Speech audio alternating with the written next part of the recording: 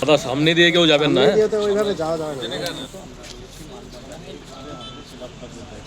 আগামী নির্বাচনী ইস্তেহার বা নির্বাচনী সংকল্পপত্রে ভারতীয় জনতা পার্টির মালবাজার বিধানসভাতে সেই সংকল্পপত্রে কী লিপিবদ্ধ হবে তা মালবাজার বাসী, মালবাজারে বসবাসকারী আমজনতা, মালবাজারের সুধীসজ্জন নাগরিকবৃন্দ, দলমত নির্বিশেষে সমস্ত স্তরের মানুষের কাছে আমরা দলের পক্ষ থেকে আহ্বান করছি যে এই মালবাজারের বিকাশের জন্য তাদের যে মতামত, কিভাবে মালবাজারের সমস্ত স্তরের মানুষের এবং কিভাবে মালবাজারের সার্বিক এবং সর্বাত্মক উন্নয়ন হবে, আর এই বিষয়ে তাদের মতামত তারা জানাবে।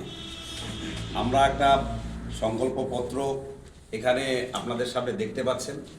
এই সংকল্পপত্র আমাদের প্রত্যেক দিন সকাল থেকে রাত্রি পর্যন্ত, মানে অফিস বন্ধ হওয়ার আগে পর্যন্ত এই সংকল্প যে বাক্স, এই বাক্স জনগণের উদ্দেশ্যে সমর্পিত থাকবে এবং তারা তাদের যে মতামত, আর সেই মতামত তারা এখানে স্বাধীনভাবে জমা করতে পারে।